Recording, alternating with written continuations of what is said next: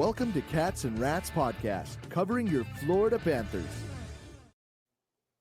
Hey everyone, welcome to the newest episode of the Cats and Rats Podcast, episode number 43. I'm your host, Kirby Lupo, joined alongside, as always, my co-host, Cody Stevens and Nick Levine. Before we get to our special guest here today, just like to give a shout out to Jeremy Beckham, our new sponsor. Hey Panther fans in South Florida and need real estate help?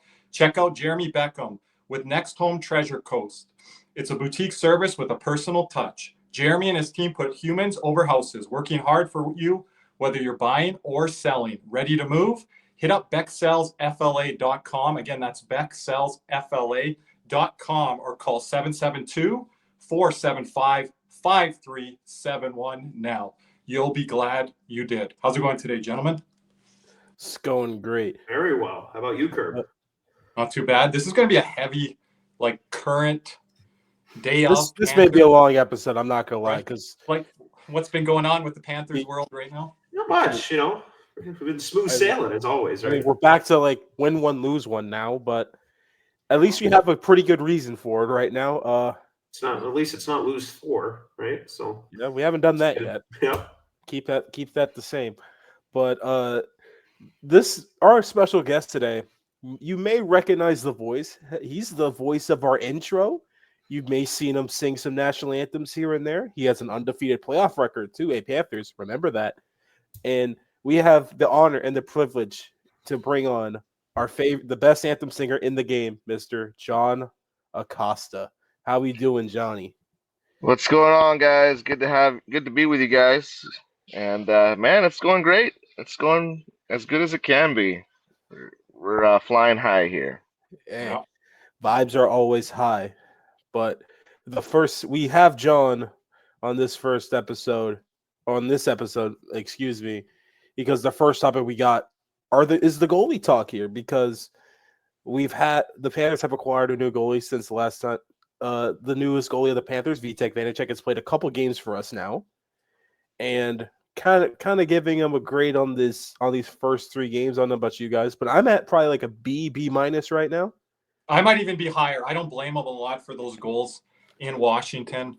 That was a tough start there. A lot of fans were upset that Bob wasn't in there, but I thought the team didn't really give him any chances in front of him. Fans came back at me, you got to find a save sometimes, but it's pretty hard to find a save when guys are coming at you 2-on-1s, breakaways, right off the draw. What was that, in the second period or whatever that was? Yeah. So how can you get settled in? I'm not a huge fan of Vanecek. People know that, but I will give him around a B minus. I didn't want him, but I give him around a B minus, maybe even a B. I think the defense was absolutely putrid in front of him, but he also didn't do himself any favors, right? But it's But in the Islander and Buffalo game, Nick, he was. But in the Islander-Buffalo game, he was excellent. Washington game, he wasn't good, but neither, and the defense in front of him was putrid. So, you got to make a save at some point, but it's I think they started him knowing that, doesn't matter who was in net that game, the way the defense Bob wanted to get the start at home the next day, right? Well, you're going to lose that game against Washington with the roster we were putting out there. So it just doesn't matter who you put in net, right?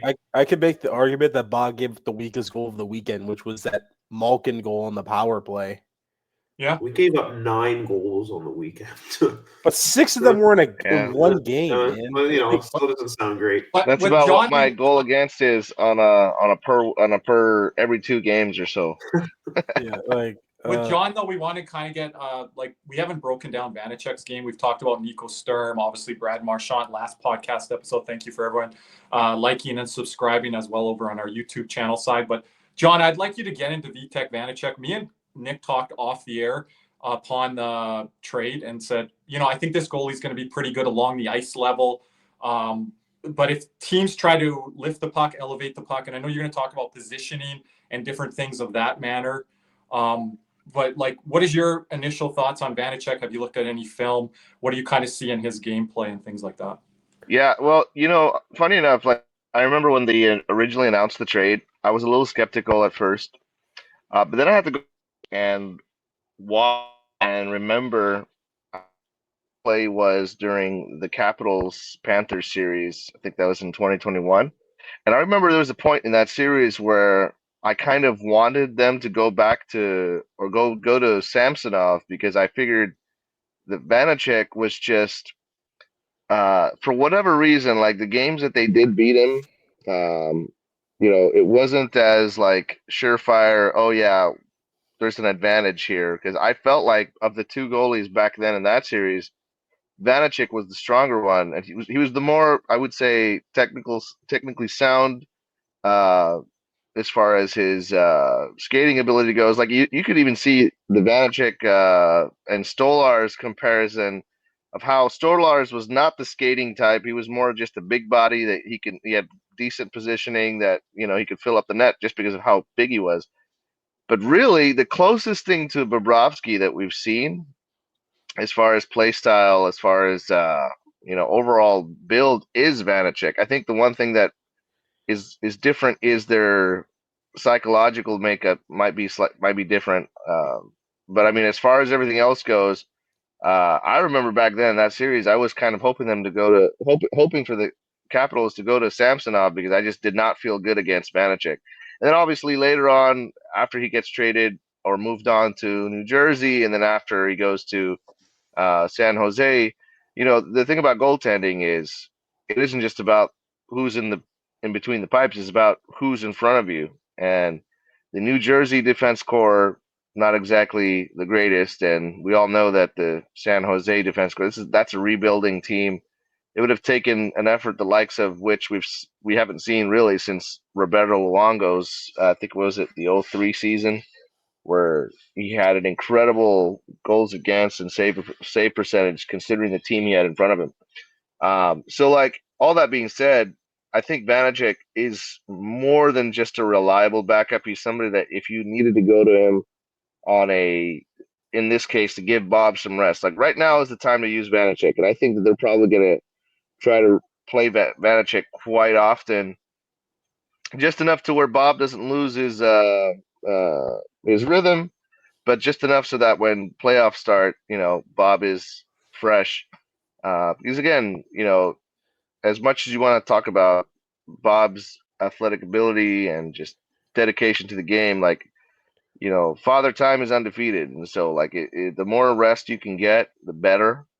And I feel good about Vanecek. I would say I feel better with Vanecek than I would have with Chris Drieger, Alex Lyon, and in some cases even Stolar's, just for the sake of this is a guy who was a starting goaltender, relatively a good one, and on a good team he can be a good goaltender, especially with a decent defense in front of him. So yeah, I mean, again, initially that wasn't my reaction when we got him, because I kind of wanted potentially somebody else. Were you thinking Dan Vladar, that like type of well thing? See, the thing about Vladar, I never thought that Calgary would ever give him up, because he's just too valuable of an asset for them right now.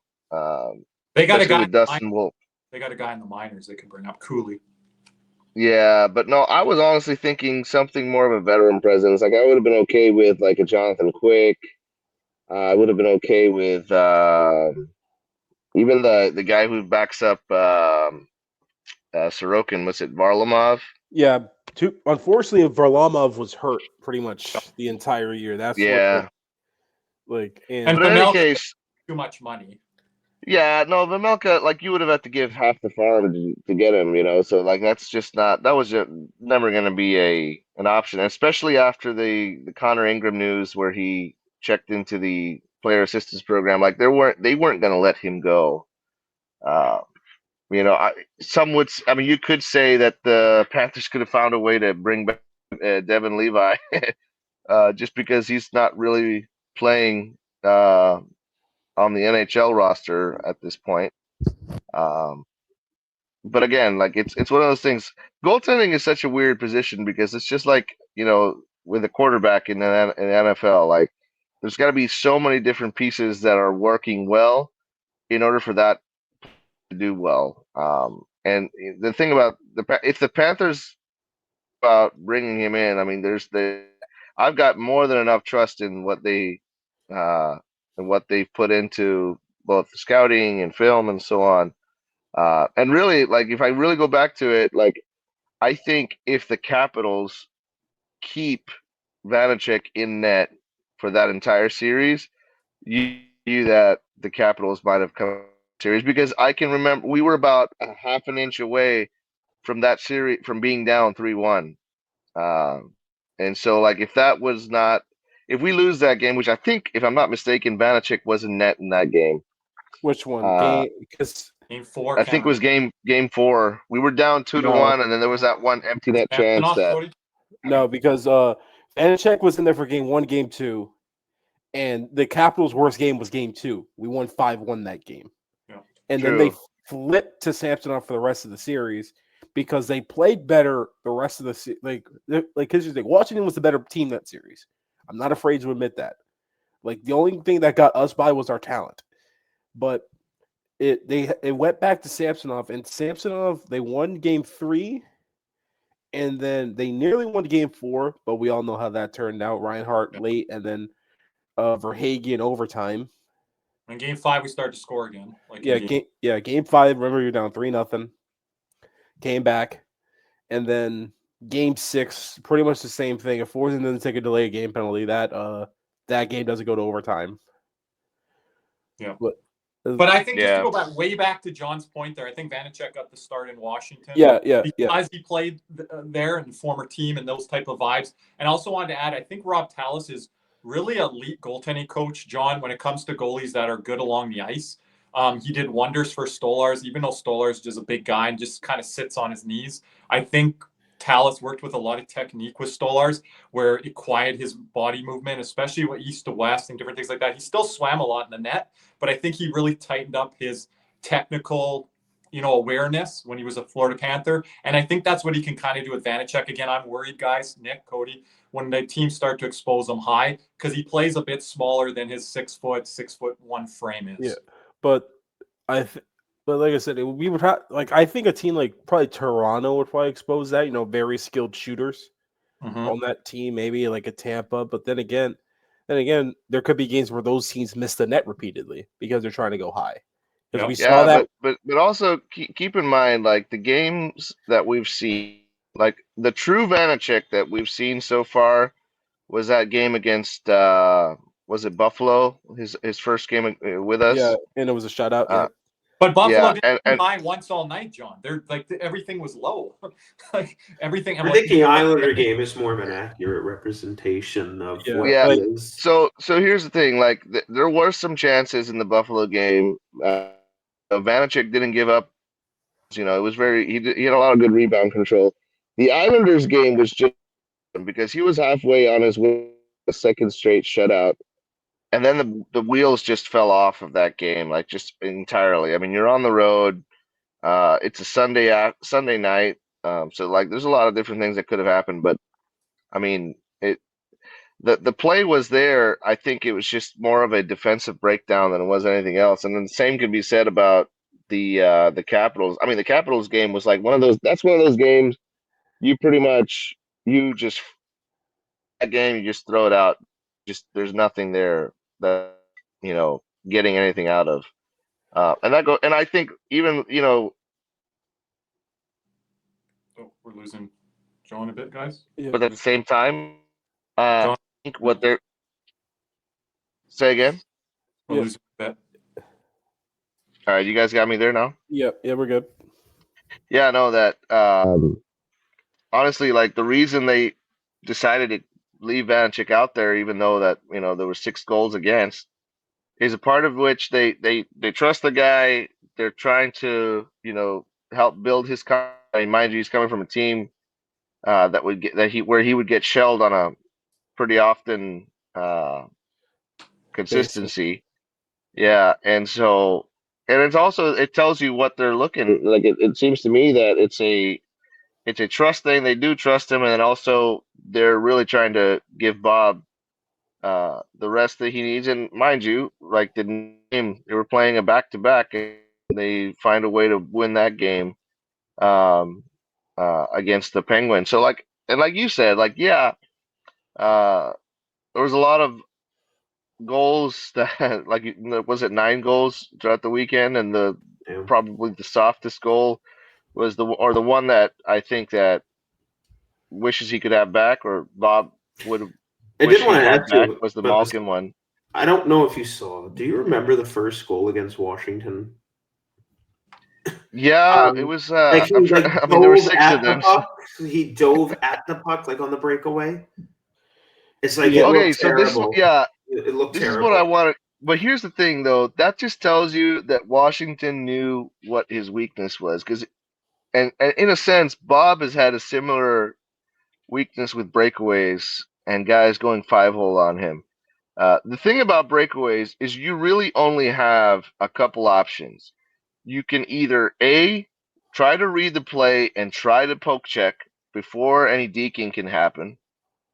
Then you've got what's called as it's the Y skate, which basically you skate up as far as you can, and then you start skating, and then you basically have to choose a post in kind of like a Y fashion. And then you've got the one that is basically, it's just as aggressive on depth, but then once the skater is getting, instead of you going wide to the post, you're basically just going left and right and trying to cut off entirely the path to the net, depending on what is doing.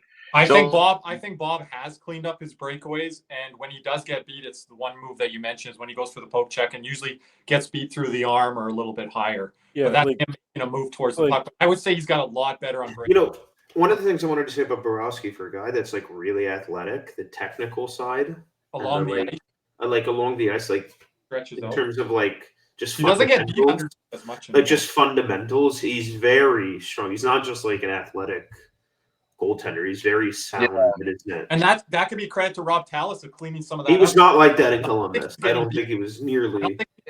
Nick, you're at a lot of the games. I don't think he's getting beat in the last year or two along the ice. Oh no! Here's the perfect. Remember the Marchand breakaway in Game 5? Makes that save all the time. Like I don't know. Marchand only time gets beat is when he goes for the poke check or gets beat, but he's making a choice. Yeah, but that Marchand breakaway. You think about it from the mind of a skater. Right, the skater knows that time is winding down. He's not going to have time to do any deking. He's basically getting to the net, and all he's trying to do is get a shot on net. So Bob knows that. And by knowing that, he's not going to try to do any weird deking or any weird like poke checking, because he knows that there's not enough time for there to be any deking. And thankfully, the puck didn't go in the net, and I think we're having a different conversation about the Panthers as a whole if that puck goes into the net.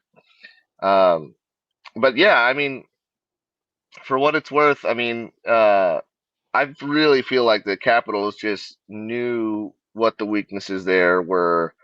Not to mention, like, how many times did we see that there was like literally a skater right in front of the net? Nobody like.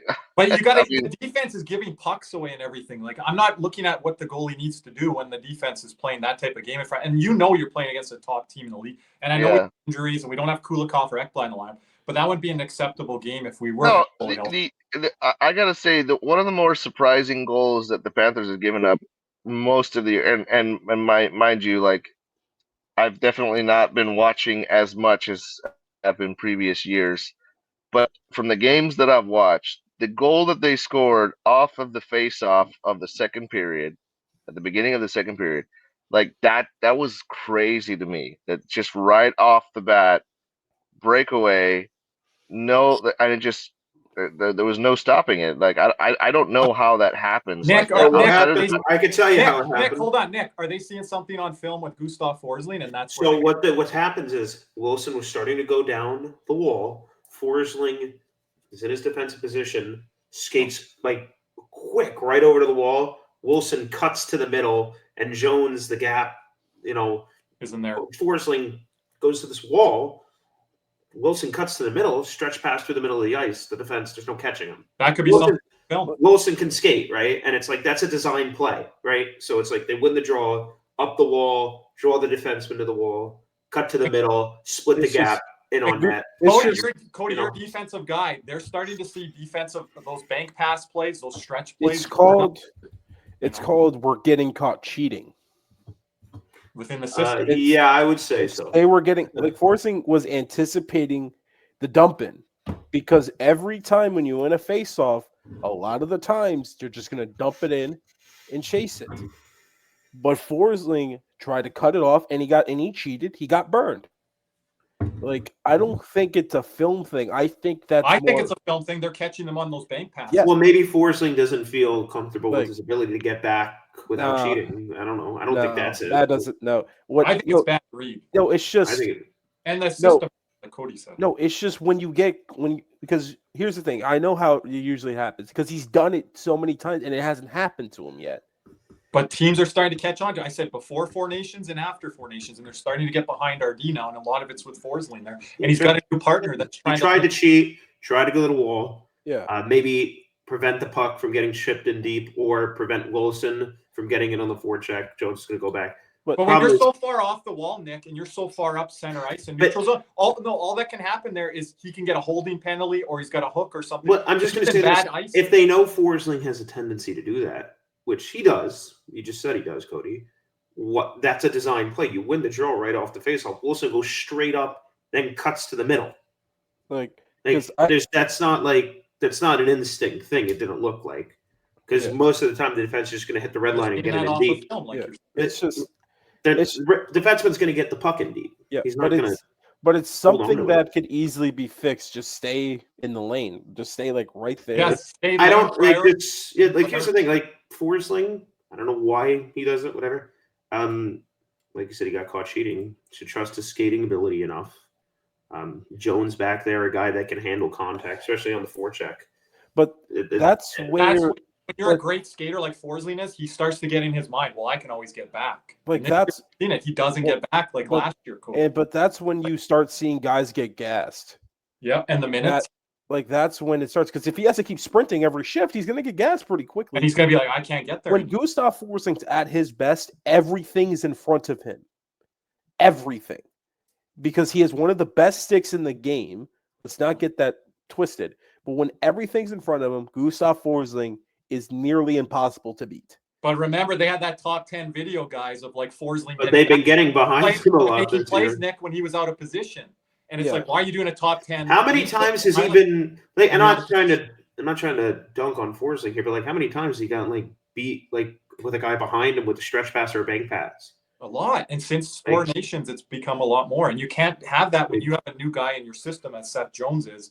You've got to be able to acclimate him. And it seems like. I'll say that especially later in that Pittsburgh game, but I would argue since the Columbus game, they have been really good together. Yeah. Him and Jones, Forsling and Jones. You hope that Washington game was with Jones, we actually Jones and Forsling outside of that one play we're fine now. No, but then all the fans get on Jones and the Chicago Blackhawk fans because the goal on the Islanders. But like we said to John, there's a lot of mistakes in that game. But that goal on the Islanders wasn't even Jones's fault. It was a Balinskis turnover. Mm-hmm. It's you can't turn the puck over in the neutral zone time after time. And that's how we're going to work with our system. Yeah. And here's the thing. It's that's where you're starting to get into – I guess we're shifting the defense now here a bit. But I think you take a look like Balinskis.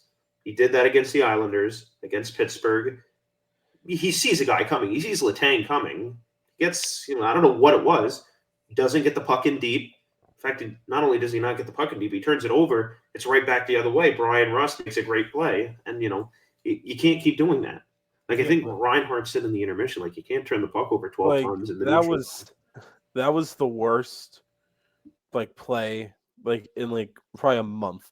Because he turns it over, and when he's coming back to defend, he falls down. And then he loses the battle to try to catch up with Rust now. But it's he lost the battle because he fell. It was just no battle. There was none. Oh no! I think we were out shooting them, the Penguins, 7-1 through the first 6 minutes. It wasn't that high. Or something.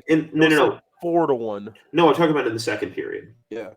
In the second period, we really came out hot. I think we outshot them 8-1 in the first 7 minutes of the second period. If the Panthers could play that second period like they did with Pittsburgh with this depleted roster, I'll take it. But here's the thing. Then the third pair went out for their first shift. And war with their second shift, and what happened? Penalty. The Bjorn foot play and then the Erod penalty. Yep. Yeah. And it's it's stuff like that, right? Yeah. And it's you're really testing the limits with its defense in Kirby. We've talked about it. We said it on the March 7th. You said it numerous times. You talked about it last year. They needed another defenseman. I didn't need any. And here's the thing: I think everybody gets hung up about. I wanted Yogi Harju. I didn't think it needed to be anything spectacular. Kirby, I don't think you did. It just needed to be a guy who can come in and play and not get outmatched physically and be able to come in and play somewhat or serviceable minutes. A guy I know he might not be available out west, Colin Miller, that type of defenseman. Like, I'm going to be honest with you. I'm just going to give you an example. I said this for last year. Eric Johnson for Colorado went back to Colorado. Not spectacular. Comes in, he's playing around 15 and a half minutes. He's playing all right. It's nothing big, phenomenal. But Eric Johnson's not going to get outmuscled in front of the net, and he's not going to win the game for you. But that's a veteran out there who you know can play. And 15 minutes of Eric Johnson versus 11 and a half minutes of Tobias Bjornfoot or Uvis Belinkas. I know that might sound like we're splitting hairs here with, you're complaining about this stuff matters. But Bjornfoot and Belinkas have two different issues. Yeah, they have one issue that they have in common, though. They're not very good. So yeah, but Belinskis has a turnover issue because he keeps throwing grenades everywhere. Like, you talk about pizzerias, Belinskis is getting up there, but it's not soft kind of plays. But they're not pizzas; they're grenades because he's throwing them to his teammates where there's a guy on them. Yeah, and I don't and Bjornfoot's problem, he gets out muscled. He's too small. I want to get John in on this discussion. What's your feelings on this decor? What were you thinking coming into the trade deadline, after the trade deadline?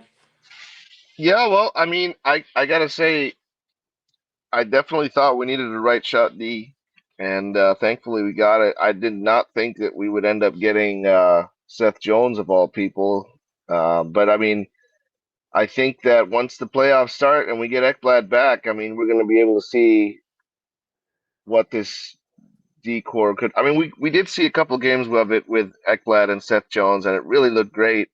It makes me so angry, like that. Yeah, we got like those 2 to 3. It's like those 3 games, and they're like teasing us, like, we've allowed 1 goal in 3 games. Yeah, that was amazing. I gotta say that, but I mean, in all essence, I'm not at all worried because at this point, I could care less if.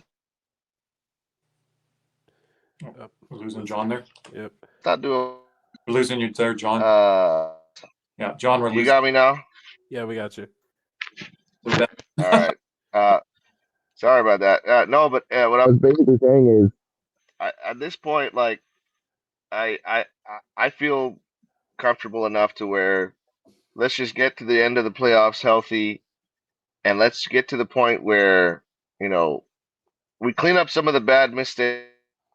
Can't happen, which at this point I don't think is too hard. I mean, these guys are pros, so they should be able to right the ship. Whether whoever you have out there now, I do think at some point you're going to have to skate either or Belinskis or Bjornfoot for game 1 and 2 of the playoffs, because only one. Only one. Only one. He's only out for one of the games. No. We're only going to skate one of those guys. Do not say 2. That's what I'm saying. It's either going to be we skate one of those guys, or we skate 2 of them, because from here to the end of the season, who knows what can happen, Don't even say that, man. Don't say that. Because we had I'm a Panthers fan. You guys should know better. You guys should know to expect the worst and hope for the best. It's been good these last couple of years. Nick had about an aneurysm when Mika left the game. When Mika went to the locker room, I almost lost it. I almost just threw my TV off the balcony. It was like it didn't even matter anymore. I'm like, you've got to be kidding me. The thing is, it's just one thing I'll say. I don't know. I've been so scarred by injuries, and like I'm still butthurt about the Branislav Meze broken foot. We never got to see anything about that guy. That's going way back. Back when he got, and it's funny because back in those days, I didn't have as much access to be able to go in, look at the box scores. So we would, you'd get it in the paper, and here we have the Palm Beach Post, and we would get it in the paper, and it would always show, who the injuries were. And like Branislav Meze was this guy that supposed to be a top defenseman for us or whatever, and ended up like he was always injured. He was always with a broken foot, or actually, the injury I remember specifically was a broken foot. Panthers injuries read back in those days lack of heart next to some of those players, but but I digress. The biggest injury mystery is still Marcus Nudavara for me. Like yeah, then the retirement or because he broke his foot and could never and was never the same again. Like that's probably going to be one of those things where the thing about partner. How you break your foot and then what happens immediately after the injury occurs will determine a lot of things. Will determine on how well you'll be able to get back, whether or not you'll be able to get back and play at a decent enough level to play without pain. I mean, there's so much that can go into it. But I have for an sure, example. I have an example. It's not hockey, but like I said, I'm Florida State, a Florida State student, Florida State football fan. Pull up the trash can, Cody. Let's go. No, not with this topic. The women's team. The irony of you about to say Kirby, this is that you've got a CanesWear, you got the CanesWear logo right next to you. I can't change anything about everyone's schools. I'm just a Canadian up here. CanesWear people are the only way I'll like a cane. That's the only way. I'm a Florida State student, Florida State football fan. People know Jordan Travis dislocated his ankle in the second to last regular season game. I was at that game, and man, and he still has, he was out for the rest of the year. Got drafted by the Jets, had a setback in the foot injury, and I don't even think he's going to play again, even be the same. Because if you knew him, his mobility was his greatest asset, and I think that's been nerfed. It could possibly be nerfed, but it just sucks. Like that's when foot injuries are just so weird. The other one's knee for basketball, and then we've even seen it here with Landeskog with that new documentary. But anytime when you got that hockey, it's turning into hip. The hip thing is starting to turn in for hockey now because for hockey. Yeah, because you had for goalies specifically, like it's like an epidemic. Like the hip replacement surgeries and hip surgeries as a whole. Basically, the goalie's version of a Tommy John surgery that and Major League Baseball pitchers have it. A lot of it has to do with either bad form, bad stretching. I think you're going to see a lot more of that coming. Like right now, you're actually seeing it a lot with young kids who are in their teens that are having to get hip surgeries because either their mobility isn't where it needs to be, or they're not doing proper stretching, and then they fly and then they can't get up again. And so like that's just things that again, we don't see that with Bob because Bob is just Bob is a freak athlete. I think he's double jointed somewhere. Has to be. He's got to have some kind of physiological advantage to his, because it's just there's stuff that he does that it's not possible. I still think or it shouldn't be possible. This save is very forgotten because of the saving on Dumba and Tampa. But I still think my favorite Bob save, like the one in Tampa was huge, but he had a save in the Eastern Conference Finals versus Carolina on Teuvo Teravainen. The blocker?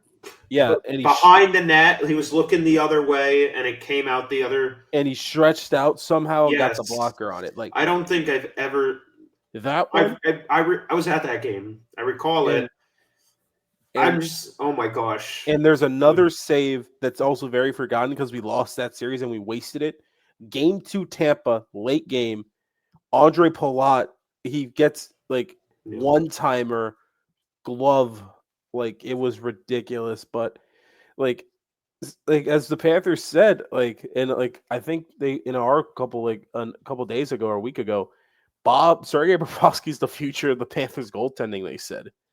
So it's looking more and more like we're probably going to see. The thing about Jon about that off the air, they really forward. No, and the thing about that Bob save against Teuvo is he's displaying there both his athleticism, but also how strong he is on that blocker side, and also the reason he plays with the stick that he plays with, because he throws his stick. Well, yeah, like he basically drops it on purpose in a sense, so that he can raise that blocker higher than you would be able to without the weight, without the stick.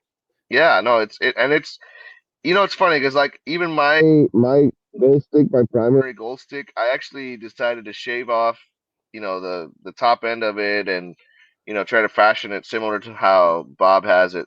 But every time that I have the opportunity to do a Bob save like that, I forget to drop the stick because like my hand is so secure. I'm so focused on don't drop the stick, because my 5-hole is so weak.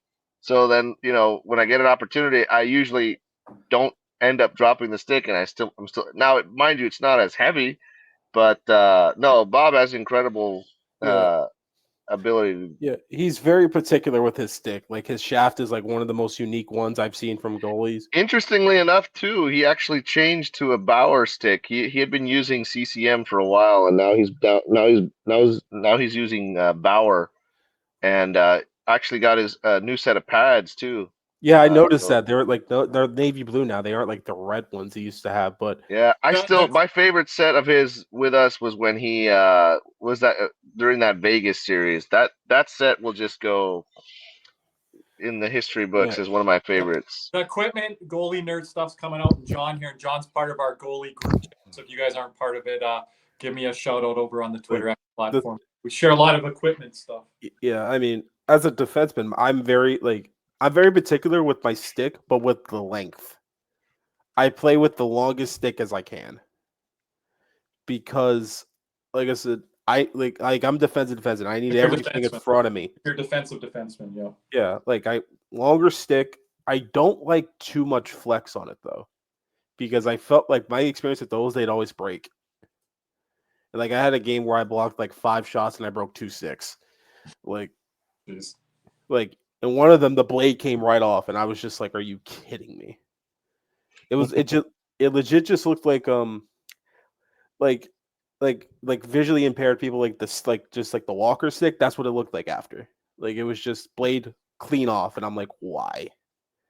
And it's just that type of thing. Like I've never been into goalie sets. I know it's a huge thing for goalies. Like goalies are the only ones with some sort of drip in NHL anymore. Like it used to be. Come back with the masks a bit. It used to be Ovechkin with the tinted visor and the yellow. I still wish they would bring that back, man. That was so cool. Yeah, like I hate the new rules. Like I know you want to make it on uniform, but you got to have a little swag with it, man. Swag's everything. And it's just like I don't know. Like I always like when I was younger, you had like the Patrick Kane with the big behind visor. Like all the kids used to be wearing 88, and I used to chirp them a lot. What's funny is that like in soccer, you've got players that wear different colored cleats and stuff like that. But having stuff like that, especially watching on TV, like it allows you to kind of distinguish players a little better. Like I remember I used to be a big Cristiano Ronaldo fan, and I would always, like when he used to play for Manchester United, I'd always know who he was by the way he wore his socks and the cleats he wore. And even though like very like distant view, you could see who he was immediately. Jon's bringing up soccer here like Stephen Wolf does on our post-game show. Stephen Wolf, I sent you the CONCACAF score over the weekend, so guys are having trouble beating us in hockey now, soccer as well. So had to add that in there. Too bad. USA soccer is in shambles right now. Too bad. I could care less. We got an American player and an American coach for Canada. Like USA soccer is in absolute shambles right now. How's Gonzaga doing, Kirby? I wasn't going to bring it up. Hey, Kirby, how's Gonzaga doing? Jon just that was the. He's avoiding the Gonzaga thing, huh? Kirby, that was respectful. Kirby, Cody, say it the wrong way. How's Gonzaga doing? Gonzaga. How's Gonzaga doing? Like, I'm gonna mute you. Like the pure bridesmaids that you guys are. Like Kirby's a fan of Bridesmaids team, the freaking Pacers, Gonzaga, Mariners. Oh, Mariners! Like, I'm loyal. I never said you weren't. What? Hey, the Mariners are the Boston Bruins of baseball. I'm a masochist. Though. Best record in baseball, losing the first round. Nah, that's giving the Mariners too much credit, though. Not in the first round. They lost in the championship series. Like, listen, you know what the Yankees were doing, Nick? They were juicing. Why are you telling me that? Well, the current news around the league right now. We're off the rails here, but as we get back on the rails here, that happens with John. let's hear from our sponsor, CanesWear. Panthers fever is here. Are you geared up? CanesWear in Davie is the place for all your Florida Panthers needs. They have the latest gear for our favorite NHL team. Jerseys, polos, t-shirts, hoodies, hats, and more. CanesWear has you covered. Stop by their store in Davie or at pantherswear.com. Again, that's pantherswear, WEAR.com for all your Panthers gear. Now, as we steer back now. Hold on.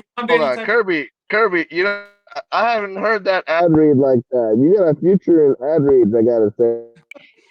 Hey, I did ad read. You should start your own ASMR channel or something like that. That's over on the Twitch side. That's over on.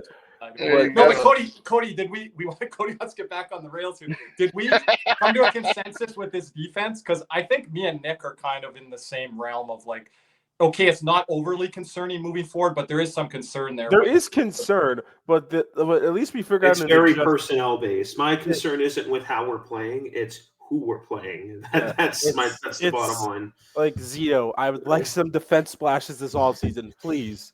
I'm begging you. Nick can't get away from the whole Nick Mahura complex. I can't get away from these depth defensemen. I love how Mahura gives me nightmares. You know, they're not the ones. Belinkus. I'm going to tell you this right now. I'll say it here. Belinkus and Bjornfoot, it's getting to that point. Like Belinkus, oh man. Like, I still think the guys. These are guys that I talked about all year with the guys that drive me nuts will always be Josh Brown, Mike. But Matheson. Josh Brown and Maurice's system, I would argue, would be better than these two guys. Yeah, but he wasn't in Maurice's system. He was absolutely cheeks. Well, not in the system that we're playing now. Like he was putrid, and he was in Q's system. Q was also transitioning from a different system of the analytics. Oh, he was so bad. Like Matheson was so dang bad. Let me think. I gotta go. Yandel. Yandel was pretty bad. But Yandel was bad defensively. The power play was fine with him. Ekblad was starting to become unplayable until he found Mackenzie Weegar as a partner. Yeah, because look at the freaking partners you gave him. Right, but that's where we came from at the top. Now, Nick, it's kind of like we're figuring things out at the top of the deep pairings, including Mikkola that we haven't mentioned. I feel for Mikkola right now with the Kulikov injury. Yeah, I feel for him all year. He loses his it's not fair. He loses his partner in Montour. He doesn't get a new one. They don't go get him a new guy. They say, here you go. You deal with Kulikov. I don't want to say deal with Kulikov. Kulikov did a nice job. They had no choice. They had no choice. So you're going to have to play with Kulikov. They had zero cap space. Then they finally get him, Seth Jones. Then the situation with Ekblad happens. Then his other partner, Kulikov, gets hurt. And now he's rotating between Nate Schmidt, Tobias Bjornfoot, and Uvis Belinkus. Hey, listen, Nate Schmidt's playing good hockey. Shout out Nate Schmidt.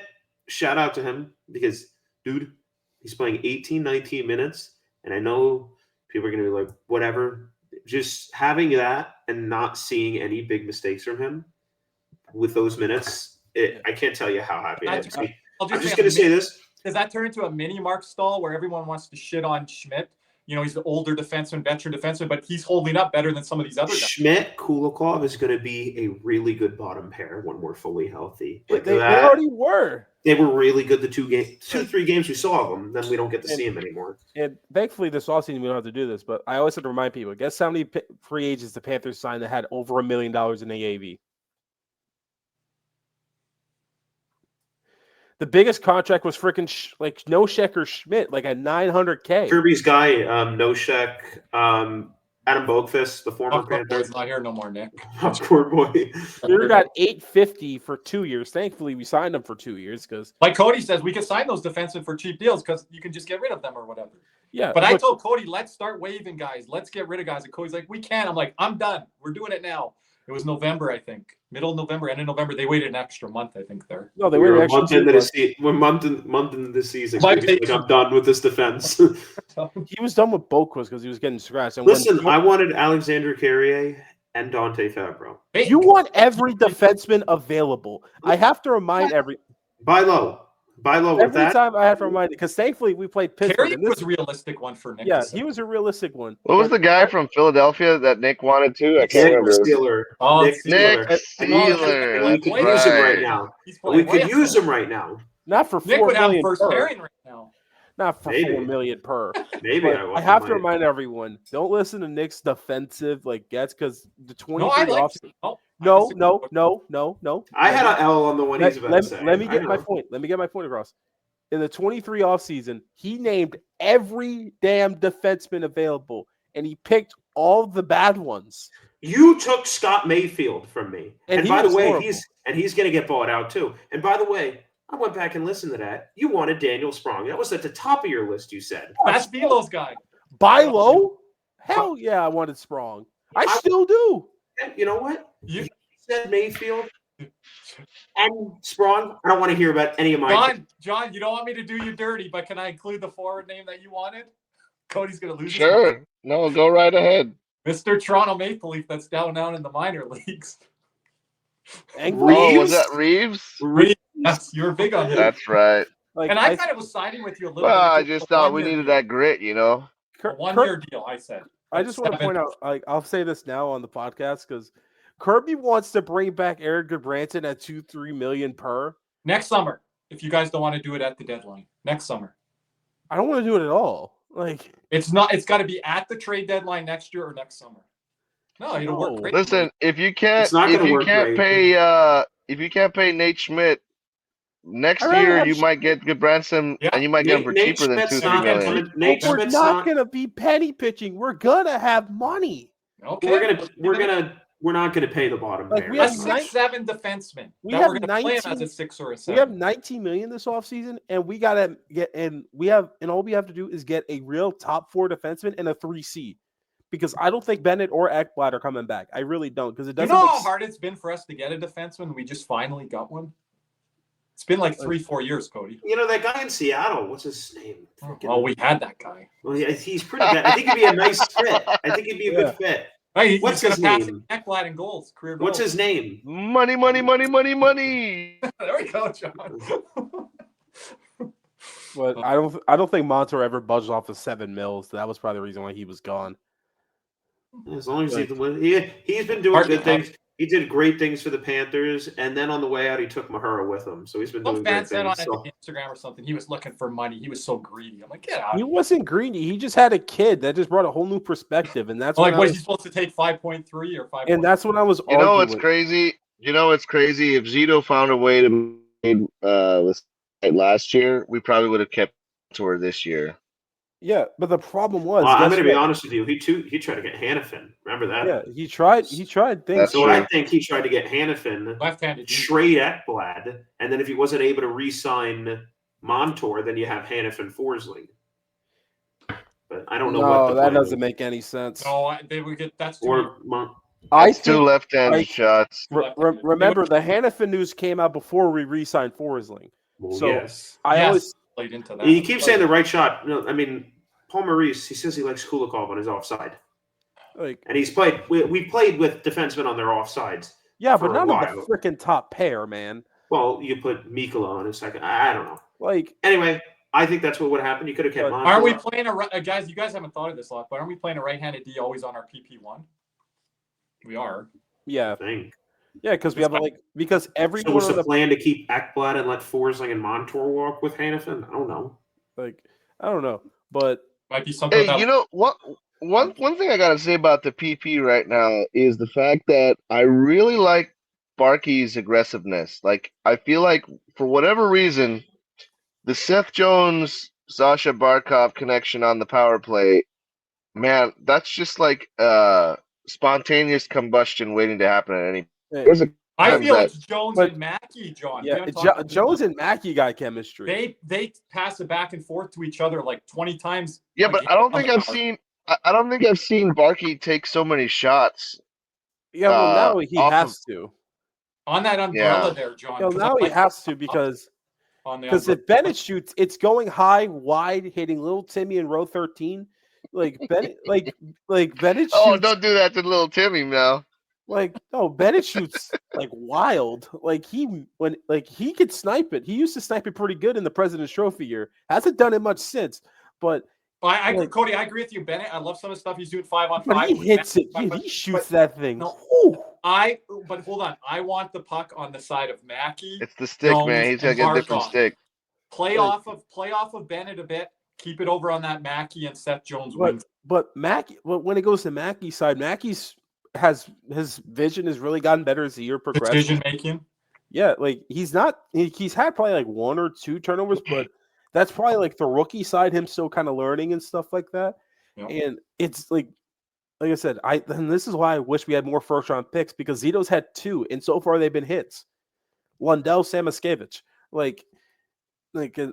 and it's going to be interesting to see like the way our draft like pans out in the future, because Grayson Sachin. Hey, and don't sleep on Sachin, man. He looks like a beast. Look, I think that's aforementioned. If you don't think Sasha Barkov's a beast, I don't know. I just don't know anymore. Like, I don't know what more the guy's got to do. He's going to lead in every franchise record by the time he's done. And I can't stand the comparison. People are like, oh, he's the next Bergeron. He's freaking Datsuk. Like, he's not Bergeron. Bergeron was never as skilled as him. Ever. Yeah, I don't think Bergeron did he ever eclipse 90 points in the season? No. I think 89 or 87, I thought. No, Bergeron's like been a point per game player like 2 or 3 times in his career. Yeah, and our fans get upset, Nick. When I say Barkov, I'm fine with him being a 95-point guy. He's getting a lot of DMs this week. Well, Barkov should have more points. He should shoot the puck more. He does everything, man. If he gets 95 points, that's like a. You know what I want him to be? Next thing you know, they're going to want Barkov to stop pucks. You know what I want him to be? I want him to be a 2, 3, maybe even 4-time Stanley Cup champion. That's what I want. Because I don't give a damn about the points. Because if Barkov gets the fan base for because if Barkov hits 100 points one year, he's better be in the Hart conversation. Because if he hits 100 points doing everything he does already, the team's probably pretty damn elite. Well, we're probably winning another President's Trophy if that's the case, right? Hey, I'll also say if Barkov ends up winning another 2 or 3 Stanley Cups, like that has to put him as greatest Finnish player ever. I think he's another 2 or 3. I think if he wins another one, and he's going to get to 1,000 points here the next couple. I think he's already on the Mount Rushmore, probably. Yeah, I mean, already a Hall of Famer. Oh, he's definitely right now. If you talk to Finns, they'll tell you it's the guy. Geez, played for the Ducks. Blanking on his name right now. Solani. It would be Jari Kurri. It would be Sasha Barkov, and then pick and choose from any of the Koivu brothers or don't get me these other guys. Don't talk Kirby. What do you know about Saku Koivu? Saku Koivu, highly overrated. I think that's just your Canadian bias talking. But that's because Saku Koivu played it with the Montreal Canadiens, and he got pumped up more than he would have been.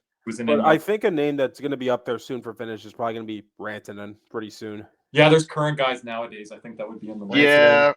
The thing about with Rantanen is these next few seasons with Dallas is going to be telling, because if Rantanen doesn't put up the same production I'm not he even did, worried about that. I'm not doubting him.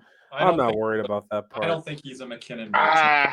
McKinnon not having alignment like McKinnon is going to hurt his production 100%. Like, I think the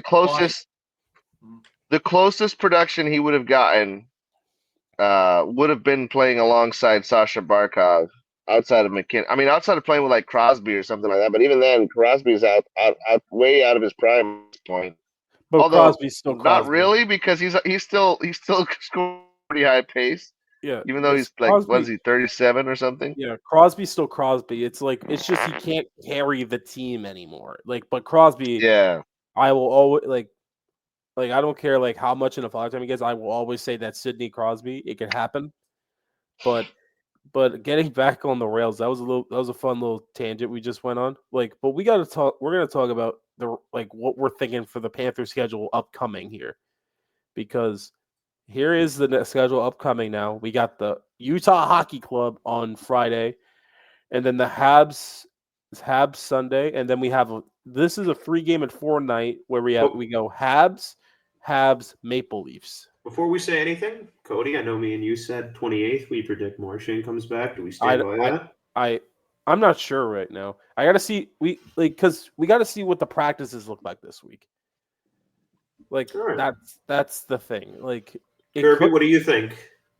I don't have like my own projection, but that was the first one because you guys said that day off or those few days off after the Pittsburgh game is the one stop, and then after that, I would say the next would be like maybe 2, 3, 4 games before the end of the season. But like in this stretch, I would like him to come back at some point during this stretch. I don't know if he's not Sunday back against Montreal. Actually, no. I don't know if it's worth bringing him back if he's not ready for these home dates until the last 2 to 4 games of the regular season. Yeah, but I need him to get more skates in. Like I want. I say bring him back for the Senators game. And bring him back for let's Toronto. See where he is. That road trip. Oh, the Toronto game. That would be pretty good. That's really thrown him into the fire. When you guys. When do we think Kulikov comes back? That Ottawa, Detroit. I'd like him back in 7 to 10 days if he's healthy. That's not rest of the games, right? There's got to be more after. And that's the most frustrating part about our defense issues. Both guys out, self-inflicted. Like Ekblad taking that banned substance, and Kulikov, I still have no idea what he was doing on his injury. That hurt. He just walked up. He just tried to tackle the guy. Yeah, he tried American Gladiators. And he got a penalty and got hurt. Double whammied. But sooner or later, we're gonna have to put Calgary's own Kirby Lupul out there on the right side. See how that goes. You ready to go, Kirby? But it's only defense I played was an indoor soccer. You're gonna be playing with Belinkas. Good luck. Look, he'll end up as a -5 if that happens. -5. Oh no, I don't want the plus-minus. Lupul's plus-minus was fucking terrible. Hey, I got a story about plus-minus. There's this guy I play hockey with. I kid you not. He keeps track of his plus-minus throughout the entire season. Every season we play. I don't know how he does it. You're lying. He's a defenseman. 100%. I guarantee you he's a defensive defenseman because that's all we care about is our plus-minus. It's crazy. Like, I'm like, dude, how do you keep track of that? And it's like, you know what? And he's a goalie hater? John, you got to say something. No, not at all. He's a good dude. Like, it's just I've never seen a guy so fixated on a stat. It's defensive defenseman. That's the only stat we care about because we don't get points. We don't get goals. We get shot blocks, we get hits, and plus-minus. I was told as an old school hockey fan, plus-minus is archaic and it's prehistoric, but everyone brings it back now. So for defensive defenseman, it matters. But if you're a top line forward, it really doesn't. Like you'll be plus if you're on a good team. You'll be minus if you're on a bad team, unless like some anomalies happen, like for Hagee this year. But yeah, and if you're on a team that your special teams is shit as a forward. Yeah. And it's either your special teams is bad or you're getting scored a lot of empty netters on you because that's a -2. We lead the league in empty net goals allowed, I think. And that's a lot of the minus. Right, that's why – and Gustav Forslick's never on this ice for any of those situations. Mm-hmm. So that's why his plus-minus is always so good. Yeah, because they're not out there trying to search. Because he's not really out there when he gets minus. Because if he's on the PK, that's not a minus. If he's not out there for 6v5, so he can't get the minus for empty netter. But 5-on-5, you plays with the top line. Yeah, your plus-minus is going to be pretty dang good. But also, what if your goalie just is unreal? Then right, that's another. I think Bob last year saved a lot of 5v5 breakaways from Forsling and Ekblad. I'd love Mike Kelly or someone to pull up those stats. We didn't give up a lot of chances last year, but the ones we did were really good. And what's funny is we played our worst hockey during this exact time. But I think Utah is the last Western Conference team we play. Yeah, it is. And we're in the Eastern time zone rest of the way, too. Yep. So we go Utah, and then love how it leaves out our win. Like, come on. Oh, there it is. There's our win. It goes Utah, Habs, Leafs, Sens, Red Wings.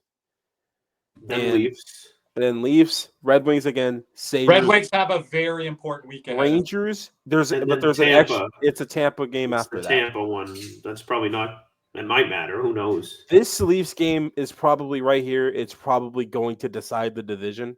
So then Vanecek starts in Montreal. Most definitely. That's what I said a while back. I think Bob gets Utah, Montreal, And then Vanecek gets at Montreal. Then Bob gets at Toronto, at Senators. Vanecek gets Detroit. Bob gets the Leafs again and Detroit. Vanecek gets Buffalo, Rangers, and then if you want, you can go Bob Buffalo and then Vanecek. Vanecek's playing Buffalo. You know what? If the season's done by then, I bet Kakinen gets a start. Probably, yeah. Because he's on the roster. He's not in the minors. Is he on the roster? I thought he was in the AHL. I'm pretty sure he's on the roster. I would have. Oh man, if that's the case, I'd love him to get against the Rangers. Like, yeah, there's. I would just love that for him. If he plays against the Rangers, I would almost predict a shutout. Like, just out of spite. Like the funny thing is like I trust the goaltending department because they've done a great job. They only have one miss though, and it's the biggest miss of the Zito era. Jonas Johansson. It's the only one. I don't even know what the hell that was. I really don't. Said it on our post-game show, and then media member said to me, like, oh, they believe in it. I remember I kept seeing this thing. I actually have a story about this. So me and my buddy were like talking about how bad this goalie for Colorado so Kakinen is in the AHL. I thought he was at the main roster. So we were talking about how bad this goalie for Colorado was. I go, who's Johansson? And then we found a couple tweets like, this is the worst goalie I've ever seen. He can't stop a puck. Yeah. And then we're like, because I was watching him that week. And then we saw he puts him on waivers, and I'm texting my buddy like nobody's picking him up. Whoever picks him up is an idiot. I can't believe that. And it's us. And it's us. I'm like, and then he's like, he may not be that bad. I'm like, dude, shut up. Like the two. Didn't he shut us out when he played with Tampa? Yeah, he did. That's the most Panthers stat ever. Like that was the back-to-back where both backups got the shutout. He allowed 10 Knight got a shutout in Tampa. Johansson got the shutout in Florida. Like, it's just like 10 goals against Montreal. I was busy that night, and we were gonna finish that year plus 100 in goal differential, and we lost by 9 to lose it. Listen, if that wasn't a bad omen, if that wasn't a sign of things to come for that playoffs, I don't know what was. And I'm pretty sure that was Carey Price's last game. No, I don't think Carey Price played that game, did he? No, he did. I remember him playing against us. Oh, wow. I think that was his last game. Again, I didn't watch that game, so I don't know. We didn't care. It didn't matter. Like, and I could have sworn it was a buddy boy that was with us, Montembeau. Forsling didn't even play. Like, he was dressed, but he didn't play a single minute. Paul Schwint was playing in those games at the end. Yeah, like our top line was like Reinhart, Bennett, Verhaeghe. Like Huberdeau didn't play, Barkov didn't play. Yeah, Huberdeau didn't even play, and he played all the time. It was somewhat of a throwaway game then, for sure. Like, the Panthers, like 21-22 season, we were like plus like 105, and then we finished that year with like plus 90 something because of that game. John, before we let you go here, what's your predictions down the stretch where the Panthers going to finish? Want to put anything on the record? Yeah, I mean, putting on the record, I honestly, I don't know. I don't feel too confident necessarily on ending the season above 500. I think we might split the games down the middle. Oh, the remaining games left, yeah. Cards, for lack of a... Yeah, we're losing John just as we're going to again. Apologies to our audio audience here. Trying to get John in here on the way out. You got me back there? There we go. Yeah, try that again there. Yeah, so anyways, going back to what I was saying here, I feel fine over what the rest of this regular season is going to be. I don't feel as confident that we'll end those games above 500. I think we might split it down the middle, ending at or just above 500. It's just that I don't think that they're going to be wanting to, go full force. Then again, I could be completely wrong. And too, that make it tough with the injuries and stuff.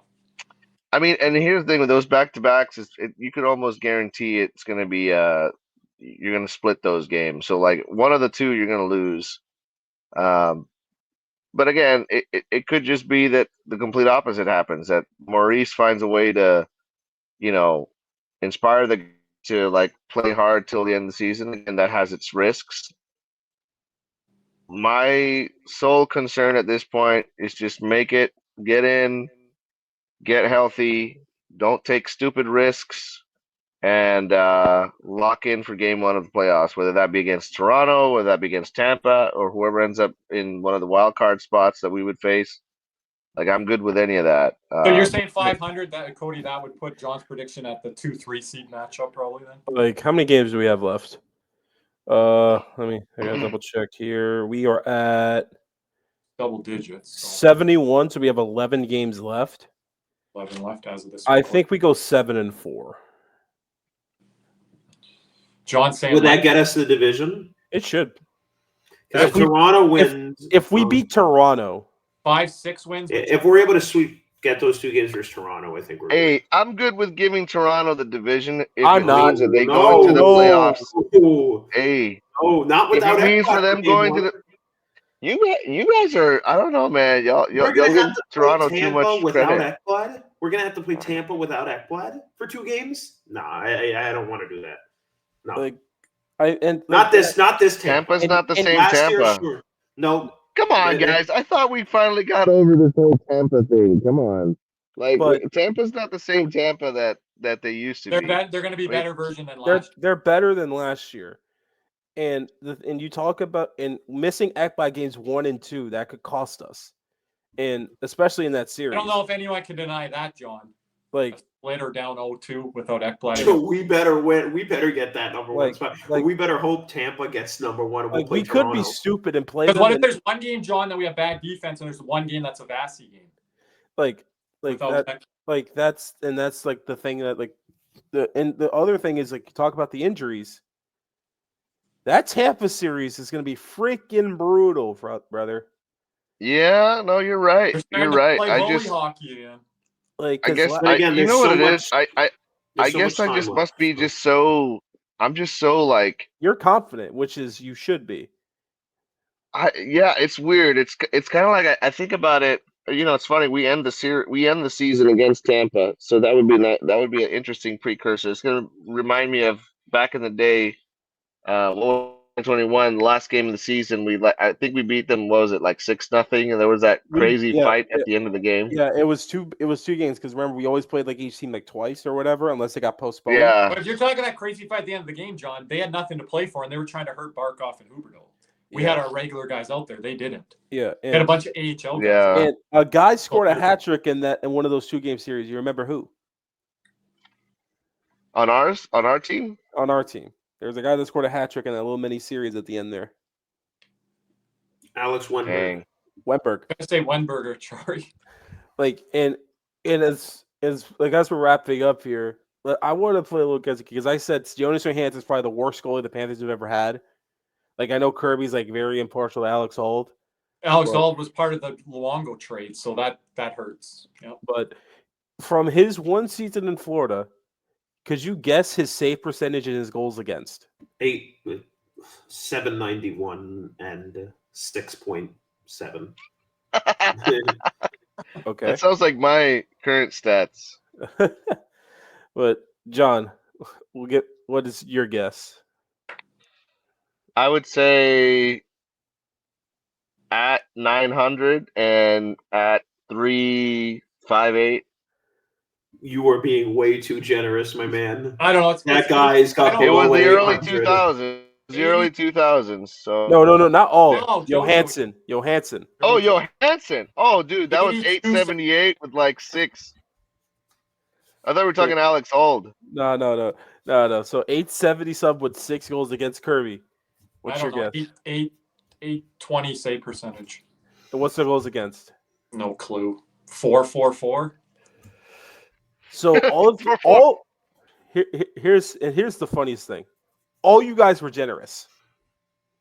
Yeah. He was at a 8 goals against. He was at a 766.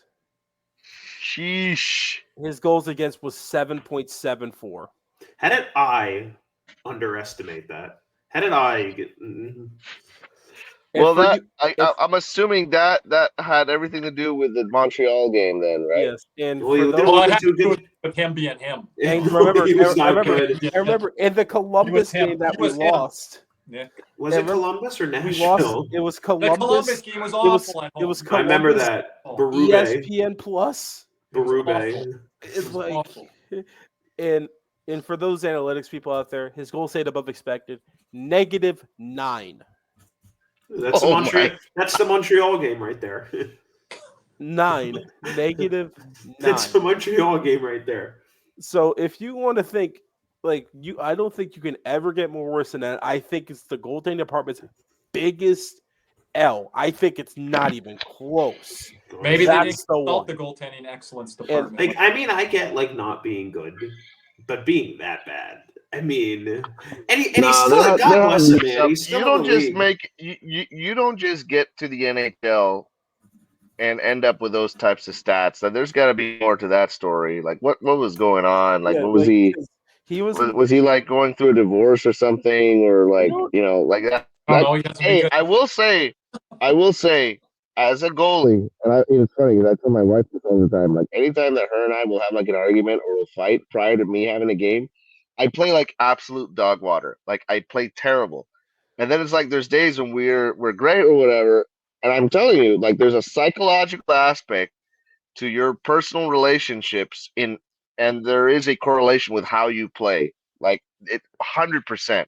Well, like, when and you're I've spoken to other goaltender or a pitcher, it's a unique position. like, let's see. Yeah, it's like, and I've spoken to other guys who are goaltenders, and they'll tell me the same thing. Like, on days when they have issues, whether it be with family, with work, with whatever it may be, it's harder to concentrate. They just can't, for whatever reason, they just can't, overcome that. And the reason why people leave goalies to be in their own little corners because nobody wants to deal with them, no one wants to talk to them. So, like, their mental state doesn't get messed up. That's Because what I always it's did really with my pitch. That's what I always did with my starting pitchers. Because goalies are freaking weird, man. Yeah, they are, John. I've been a goalie. They're weird and eccentric. Like, I'm a defenseman. I had my personal relationships with my goalie. I have my pet peeves with goalies. You definitely do. I do. What's your biggest pet peeve with goalies? Getting beat short side when you can see the shot. That drives me up a wall. Sometimes I tell Cody that or playing the puck and you throw a fireball at me and it's a turnover and we're stuck in the zone for 30 seconds. On the short side If shots, you're a goaltender. on the short side shots, I tell Cody sometimes it's a nice shot and other times it's like it's not like if it's up top, okay, good goal. But if it's 6-hole, it drives me crazy. Okay. That's fair. Because it's a minus on my part, and I did nothing wrong. But I can tell you I should have. Hey, what about blocking the shot? Why would I block it if it's short side? I'm gonna have confidence. I'm a goalie. I'm gonna make sure the shot does. I'm gonna play off. I don't want Cody blocking my shots. I'll make the saves, and if I don't, then he can get on. That was exactly how my goalie youth was. Let me see it. I'm Luongo. Let me see a lot of rubber. Let me see it. But I'm gonna play off. I'll actually shut. So if my own defenseman is screening me, and they don't hear me yelling "screen," I will literally push them out of the way because I'd rather I see the shot than try to like see through the guys in front of me. Yeah, I can't tell you how many times I've gotten scored on by my own guys. They're a door than a window. Like no, that was like my biggest thing. Like I have to let my goalie see this.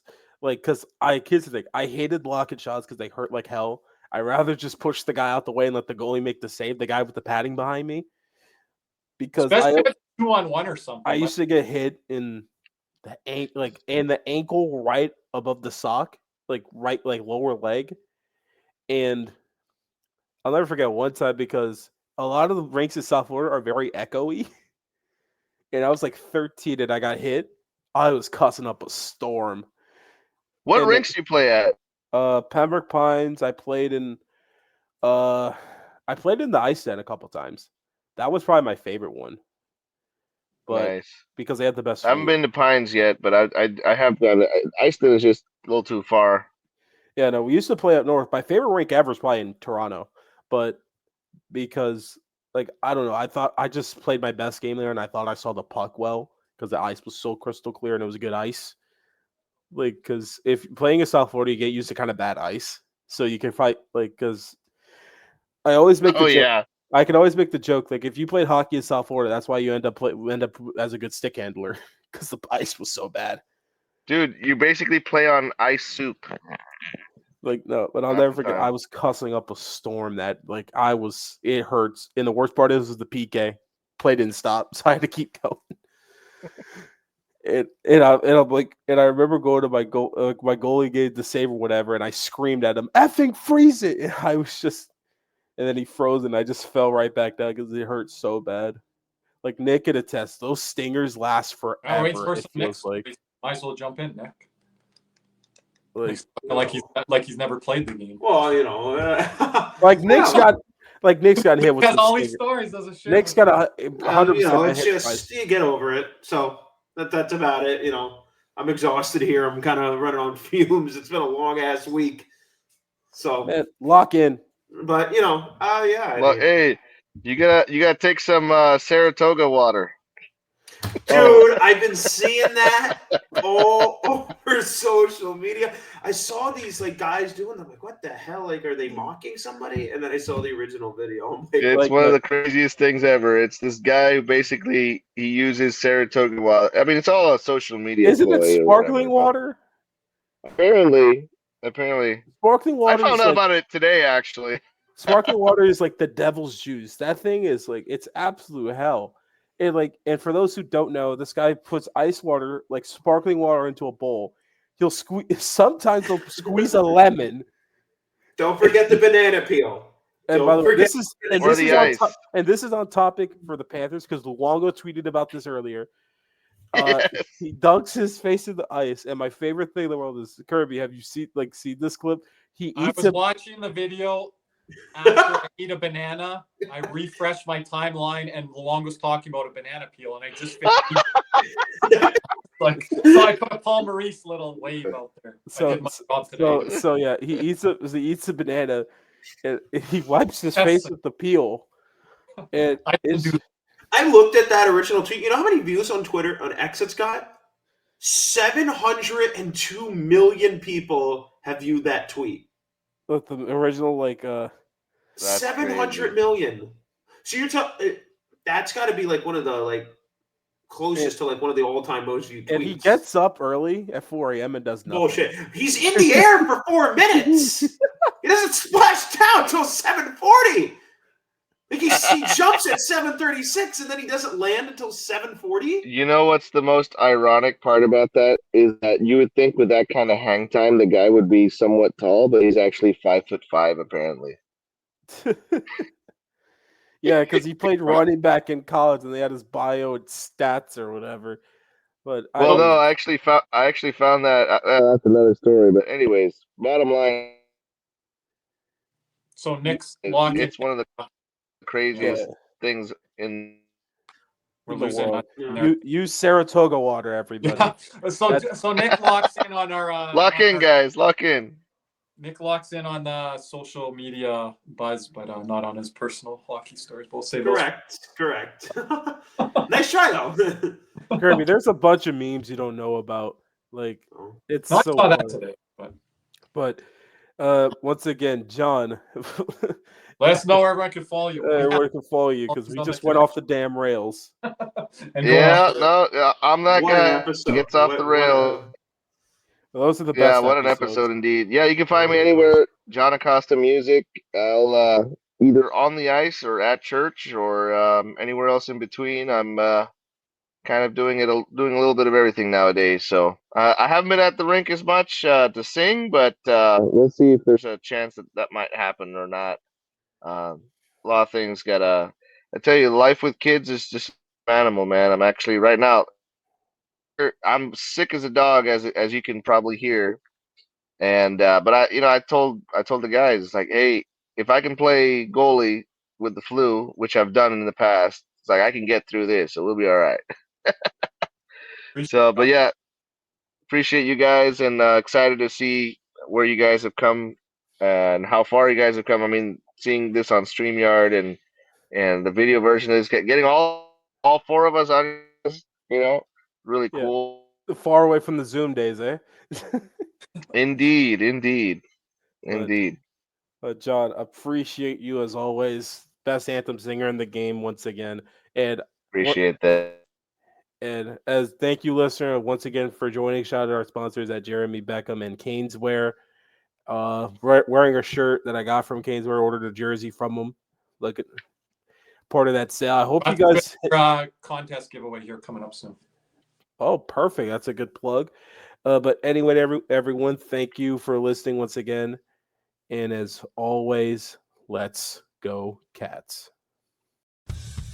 What's up, Cats and Rats fans? If you enjoyed that video, be sure to hit the like and subscribe button before you head out.